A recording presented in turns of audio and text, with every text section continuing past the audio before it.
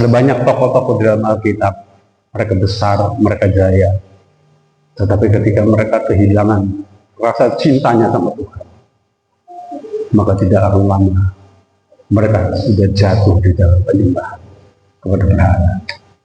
Nah saudara, itu sebabnya saya melihat sesuatu yang luar biasa.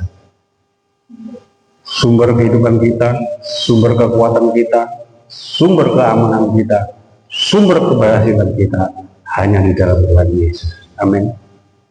Ketika kita terhubung dan dekat dengan Tuhan, kita tidak akan pernah turun, tetapi naik. Dunia mengatakan ketika kita sampai di puncak pasti turun, tetapi di dalam Tuhan, Tuhan mengatakan jika engkau tetap tinggal di dalam aku, engkau akan berbuah banyak dan engkau akan tetap naik. Amin. Nah saudara, mari kita baca dulu Yohanes 15 ayat yang kelima, 2, 3. Akulah pokok anggur dan kamulah ranting-rantingnya. Barang siapa tinggal di dalam aku dan aku di dalam dia, dia berbuah banyak. Sebab di luar aku kamu tidak dapat berbuat apa-apa. Dan Salomo mengatakan segala sesuatu aku punya. Aku adalah raja di Yerusalem yang terbesar. Ya, tidak ada seorang yang melebihi hikmat Salomo. Alkitab sendiri menulis tidak ada hikmat yang melebihi Salomo, tidak ada raja kekayaannya yang melebihi Salomo. Tetapi Salomo mengatakan ketika dia kehilangan Tuhan, kehilangan rasa cintanya kepada Tuhan, dia mengatakan apa? Pada akhirnya dia mengakui semua yang kudapatkan, semua yang kumiliki tidak pernah membuat hidup saya berbahagia. Luar biasa ya. Dia mengatakan apa? Segala sesuatu sia-sia. Saudara, ini luar biasa. Itu sebabnya hari ini saya ingin mengatakan kepada saudara, mengajak saudara untuk berpikir bahwa cinta Tuhan itu adalah sesuatu yang harus kita pegang dalam hidup ini. Saya senang memakai Salomo. Raja Salomo adalah manusia paling berhikmat di bumi. Kita baca 1 Raja-Raja 10 ayat 3-7. Dan Salomo menjawab segala pertanyaan ratu itu. Bagi raja tidak ada yang tersembunyi yang tidak dapat dijawab untuk ratu itu.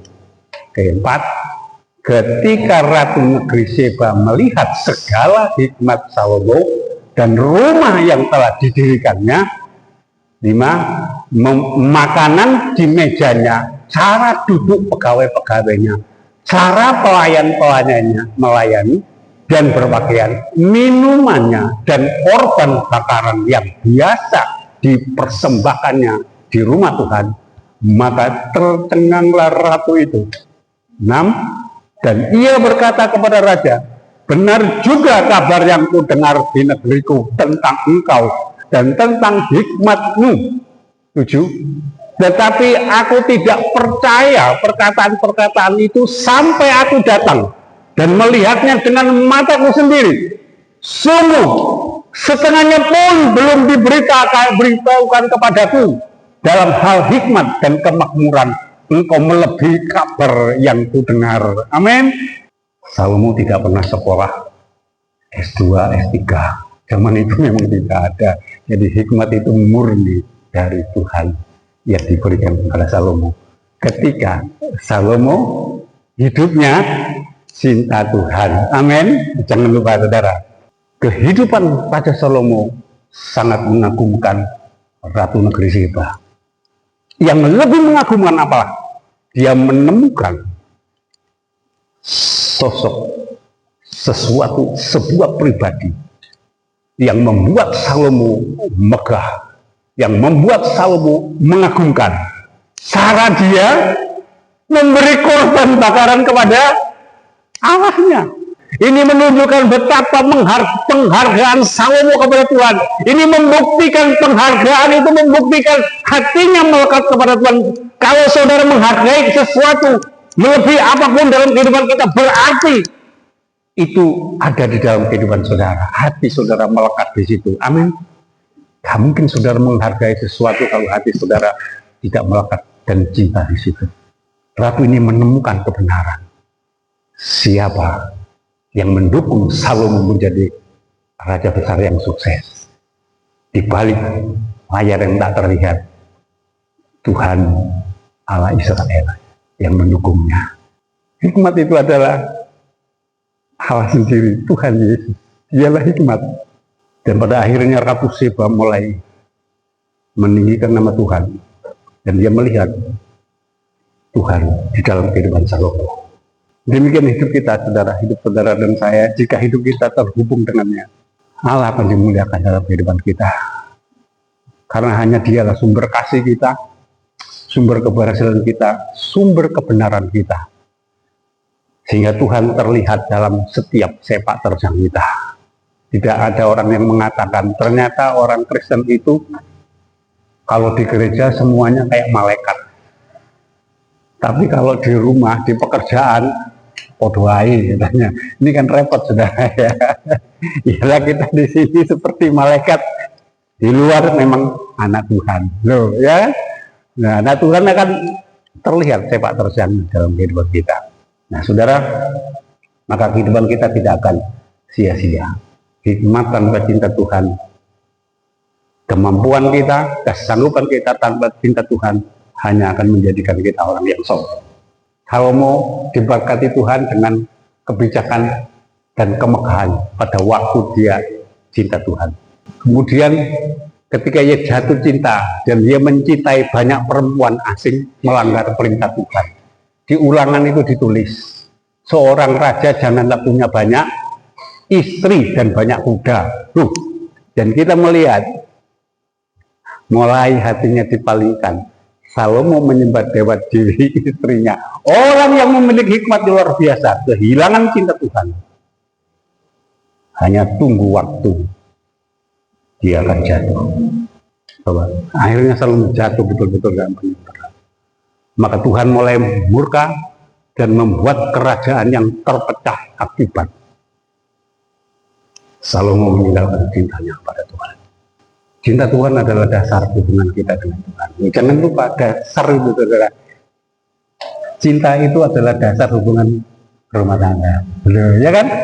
Nah, saudara tahu kenapa saya ambil ini? Karena tuh di dalam Alkitab seringkali Tuhan mengatakan bahwa kita adalah mempelai wanita Kristus. Kita adalah mempelai wanita Kristus.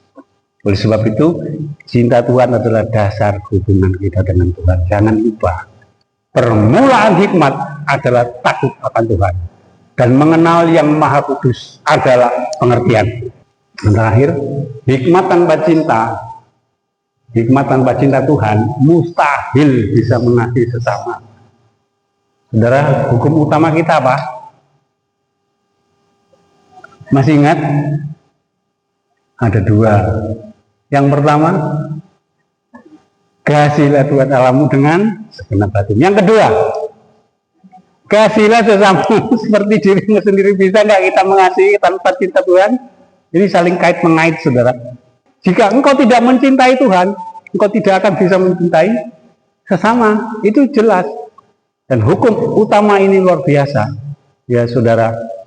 Sebab Allah adalah kasih. Jadi kalau kita lepas dari gerbong, lepas dari lokomotif, kita tinggal gerbongnya, saudara.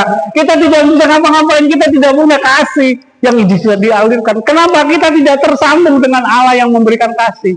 Kita tidak cinta sama Tuhan, kita bisa tidak jujur, saudara. Tapi kita cinta Tuhan, kita tidak berani untuk tidak jujur. Amin. Di perusahaan kita akan seperti itu, walaupun pengawasan tidak ada, sistem mungkin kita bisa mengakali sistem, tetapi orang yang cinta Tuhan tidak akan melakukan itu. Amin. Kejujuran itu seringkali menyakitkan, tetapi itu pil pahit untuk kesehatan kita. Amin.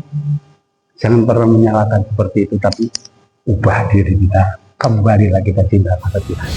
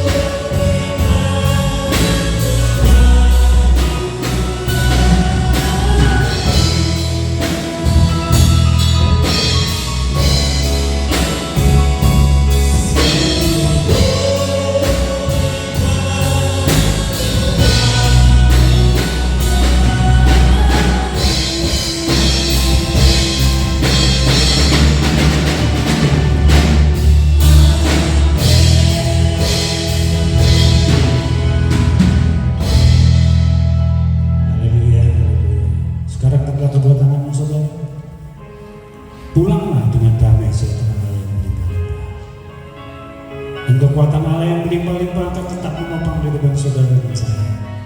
Dan berkat-berkat jasmani yang berlimpah-limpah akan memelihara kehidupan saudara dan saya mulai hari ini sampai malam. Semua ini kami terima dalam persekutuan dengan Allah Bapa dan Putra yang tunggal Yesus Kristus Tuhan kita. Dan Roh Kudus menjamin saudara dan saya akan menikmati setiap janji-janji Allah. Di dalam nama Tuhan Yesus yang percaya boleh katakan